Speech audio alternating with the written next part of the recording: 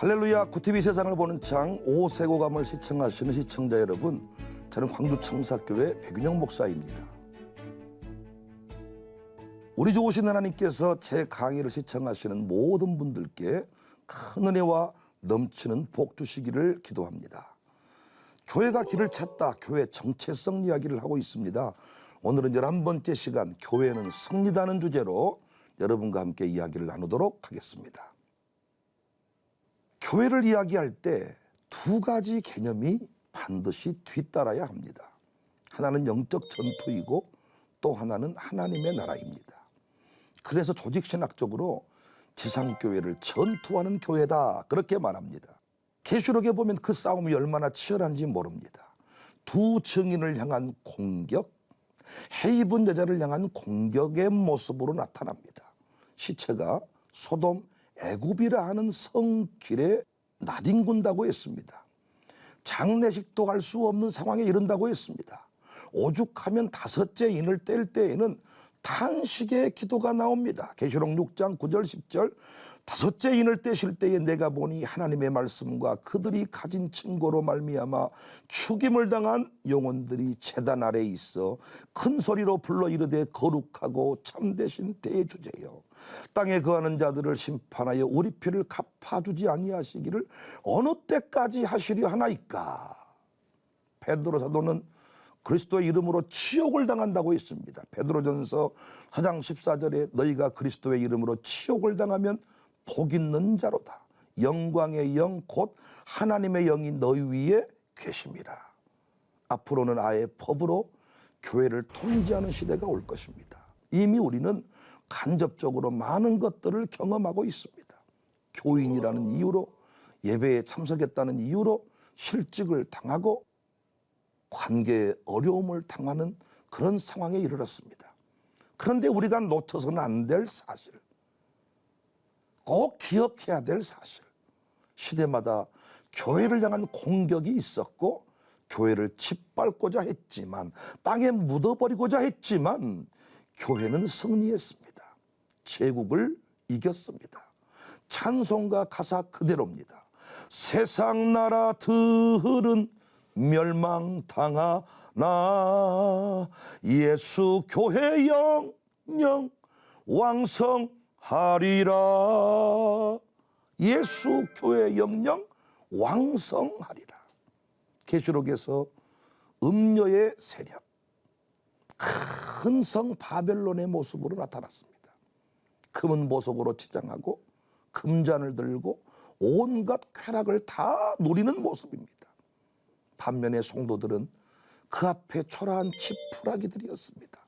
목이 잘리고 손톱이 뽑히고 불에 타 죽는 이런 모습입니다. 하지만 결론이 달랐습니다.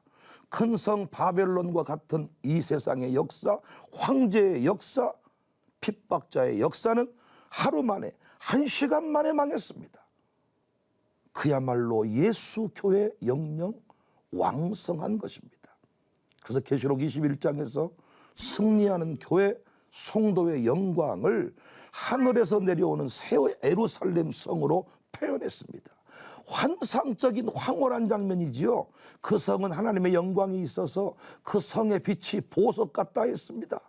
해나 달의 비침이 쓸데없다 했습니다. 밤이 없습니다. 완전한 구원, 완전한 승리를 상징적으로 보여주는 것입니다. 교회의 고난은 끝이 아닙니다. 하늘의 뜻이 이 땅에 이루어지는 시간입니다. 하나님의 나라가 확장되는 시간입니다. 그래서 고난의 때에 하늘로 도망갈 생각을 하면 안 돼요. 교회는 고난의 중심에 서 있어야 됩니다. 한 번은 코로나 때문에 많은 교인이 모일 수가 없어서 부교육자들이 저의 생일 축하상을 차려주었습니다. 부교육자 가족들이 다 한자리에 모였는데 감동 그 자체였어요. 그 자리에서 아버지가 기도해 주셨어요. 하나님, 코로나로 하늘이 무너지는 것과 같은 고통을 겪었지만 이기게 하심을 감사합니다. 정말 감동이 되는 기도였습니다.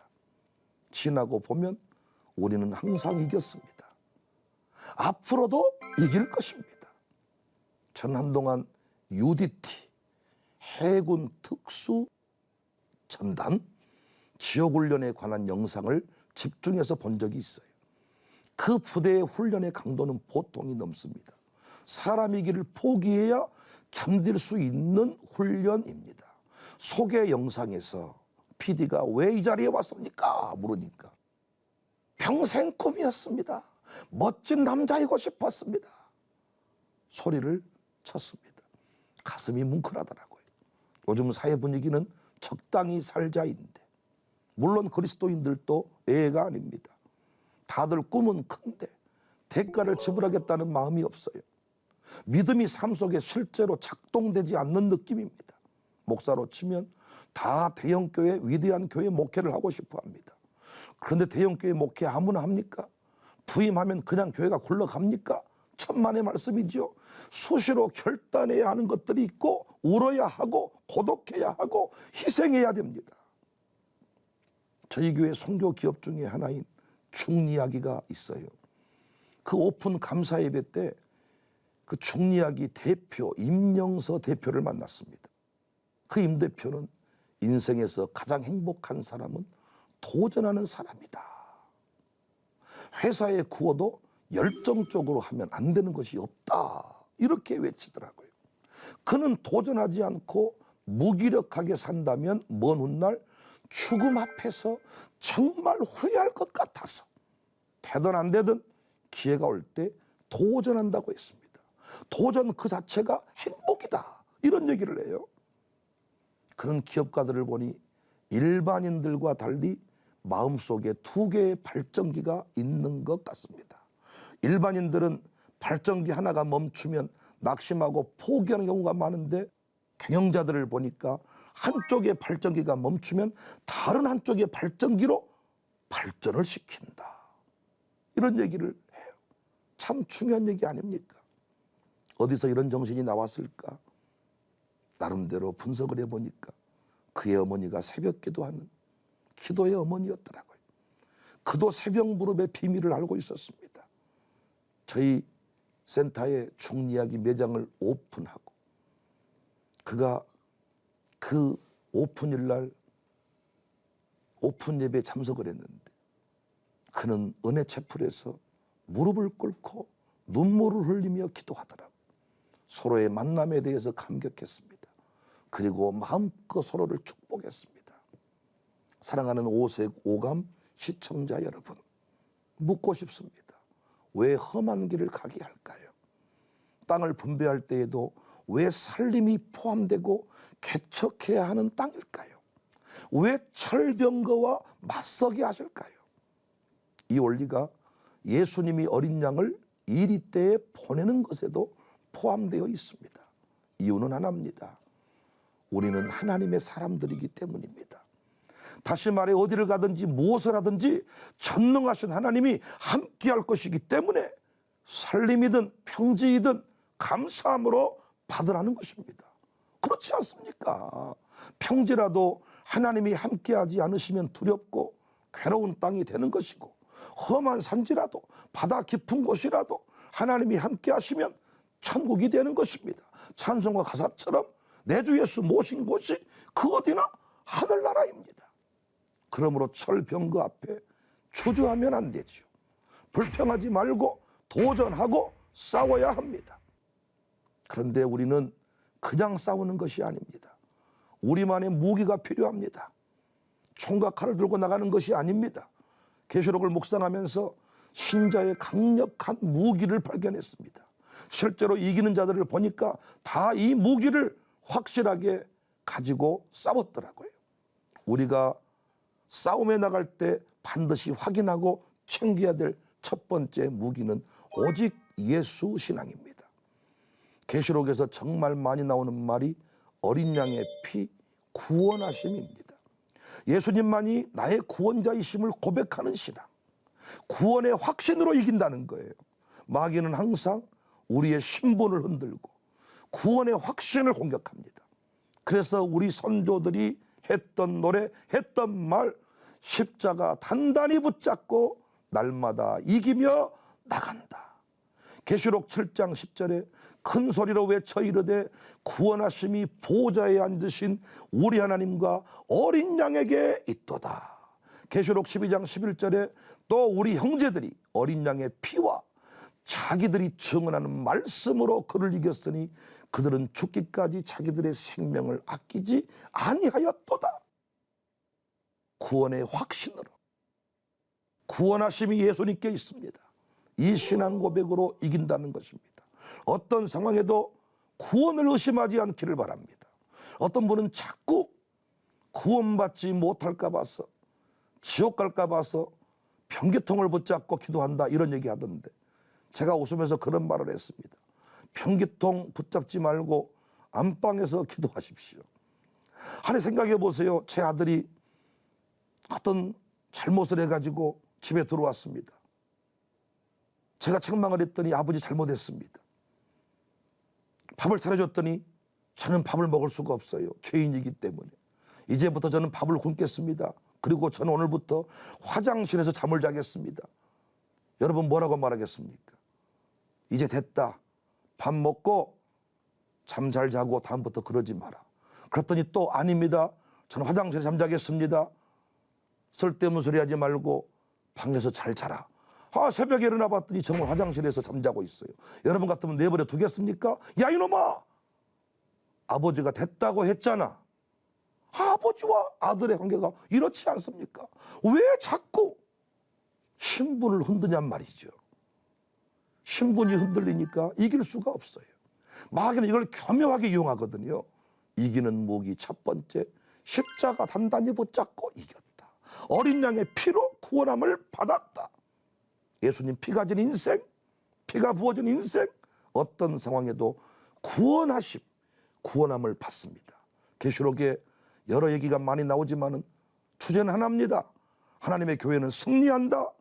어린 양의 피를 바른 인생, 예수님 피가 부어진 인생, 승리한다는 이야기지.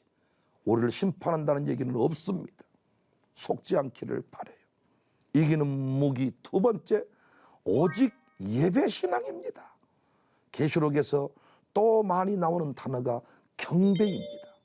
어린 양께 경배, 짐승께 경배, 엎드려 경배, 종려가지 들고 경배, 면류관 드리며 경배, 흰옷 입고 경배, 결국 경배 싸움입니다. 그래서 두 증인에게 명령하시지요.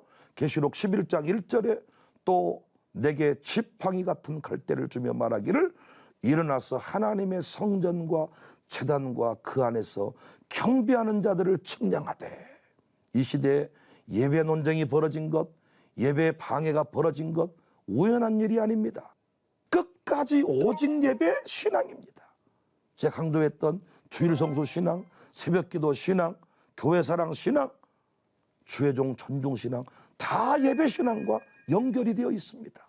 어떤 상황에도 주일을 성수하고 온종일 예배하고 새벽기도 하고, 물론 그 안에 교회 신앙, 목사 존중 신앙 이것들이 맞물려 돌아간다 그랬잖아요. 교회를 사랑하지 아니하니 아무 데서나 예배하고, 예배 투소가 무너지니 예배 신앙이 무너집니다. 저는 최근 종교개혁지를 탐방했는데 그 종교개혁지 탐방 여정 중에 위그노들의 동굴교회를 방문한 적이 있습니다.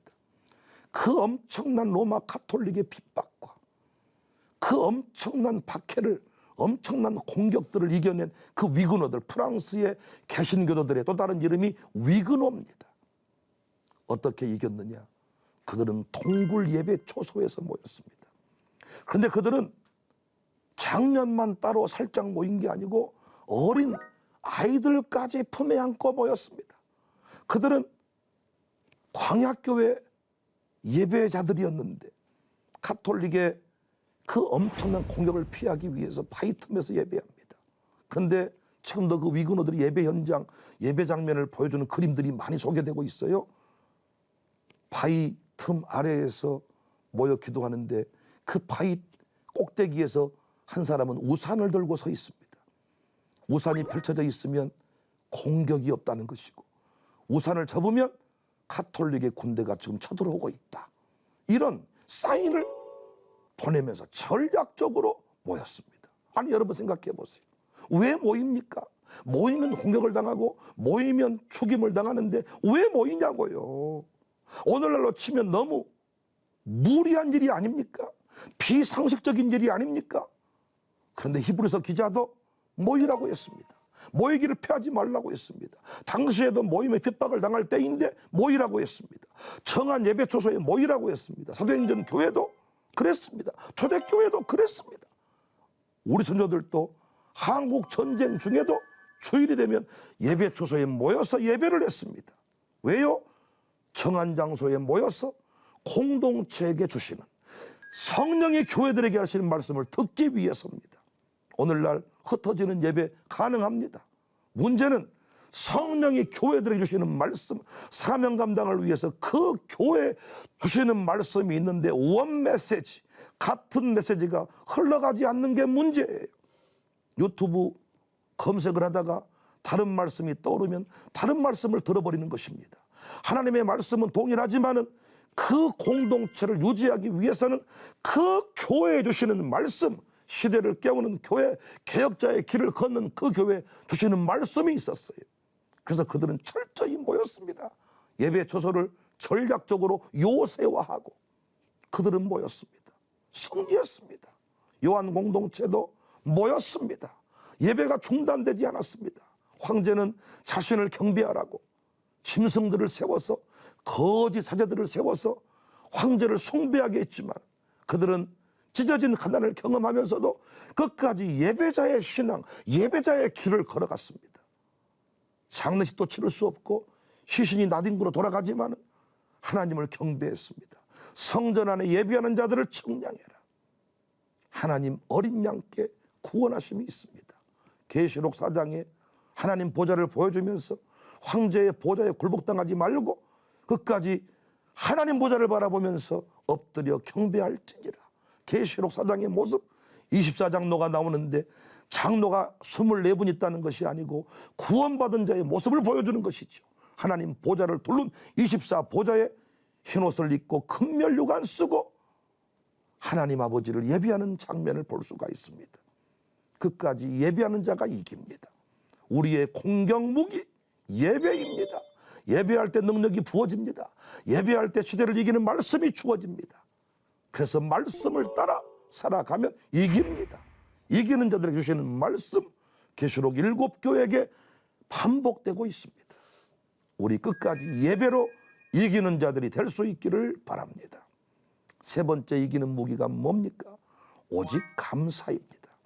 계시록에서 또 강조되는 단어가 있는데 감사와 기쁨입니다. 계시록 11장 16절 17절 하나님 앞에서 자기 보좌에 앉아있던 24장로가 엎드려 얼굴을 땅에 대고 하나님께 경배하여 이르되 감사하옵나니. 옛적에도 계셨고 지금도 계신 주 하나님 곧 전능하신 이여 친히 권능을 잡으시고 왕노릇 하시도다. 감사할 수 없는 상황이잖아요. 그런데 감사하옵나니. 황제가 핍박하면서 그들이 죽음의 길을 걷기를 원했겠죠.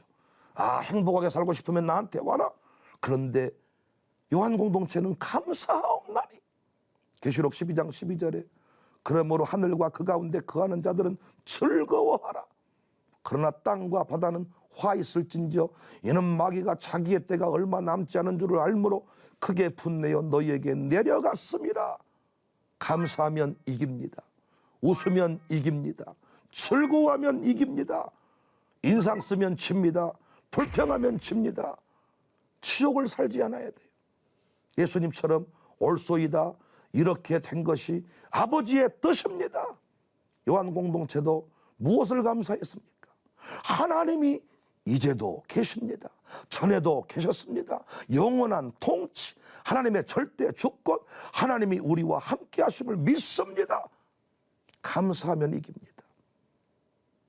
불같은 시험 많았지만 이기게 하심을 감사합니다.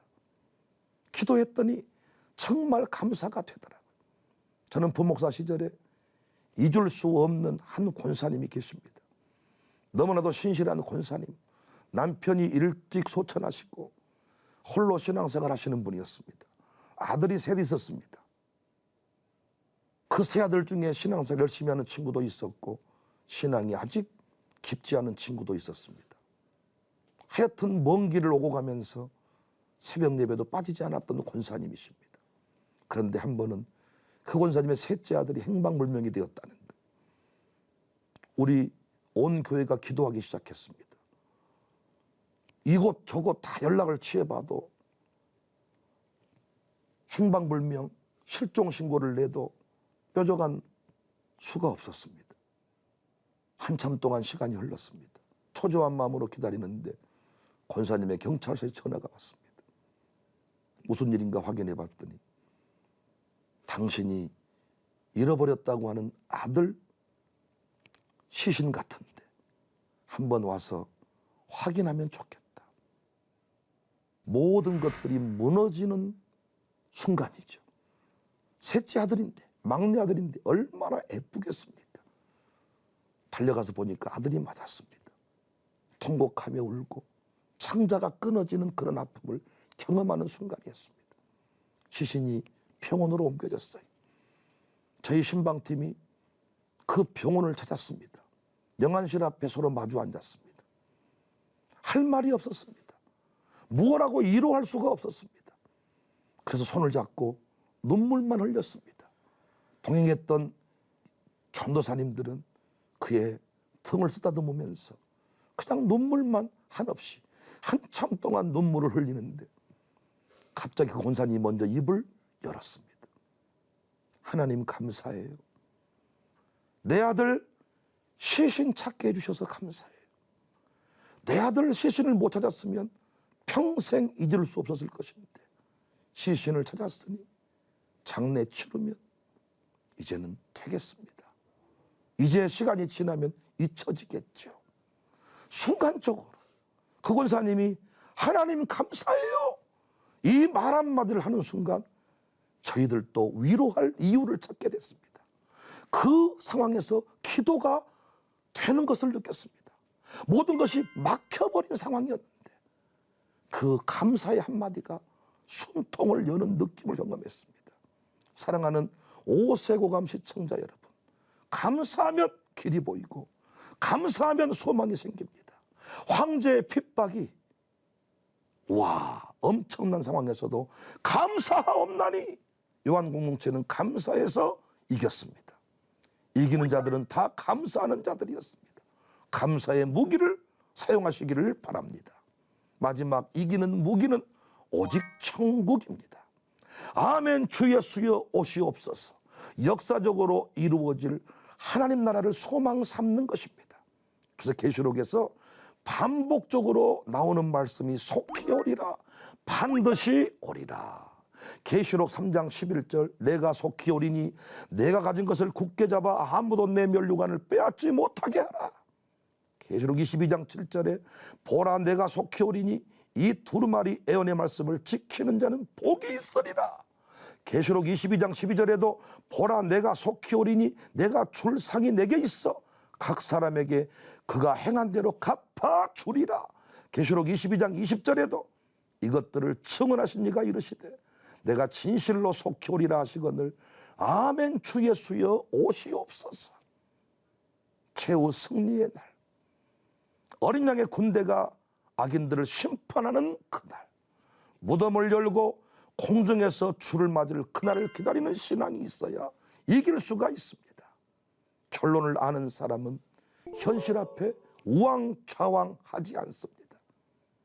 예수님이 계시록 7교회에 반복적으로 하신 말씀이 이기는 교회가 되라. 말씀의 원리대로 행하는 교회는 반드시 승리합니다. 비가 오고 창수가 나도 흔들리지 않습니다. 부디 타협하지 맙시다. 악인들의 협박, 비웃음 앞에 두려워하지 않기를 바랍니다. 끝내 성벽은 재건되었듯이 무덤을 열고 군대가 되어 나왔듯이 하나님의 교회, 우리 인생 그렇게 될 것입니다. 교회가 피난처입니다. 교회는 새 예루살렘 성입니다. 우리는 이겼고 이기고 있고 또 이길 것입니다. 그래서 저는 교회여 일어나라. 그 노래가 참 좋습니다. 교회여 일어나라. 교회여 승리를 노래하라. 혹시 코로나 시대를 지나면서 무너진 아픔 때문에 하나님 앞에 면목이 없습니까? 무기를 확인하십시오. 네 가지 무기를 다시 한번 확인하십시오. 구원하심이 어린 양께 있습니다. 십자가 단단히 붙잡고 이기십시오. 감사하십시오. 예배하십시오. 천국을 소망 삼으십시오. 이길 수 있습니다. 계시록에서 확인되는 큰 무기가 오늘 신자들의 손에, 신자들의 인생 가운데 다시 새겨져야 될 것 같습니다. 어떤 상황에도 이기는 주인공들이 될 수 있기를 주님의 이름으로 축복합니다.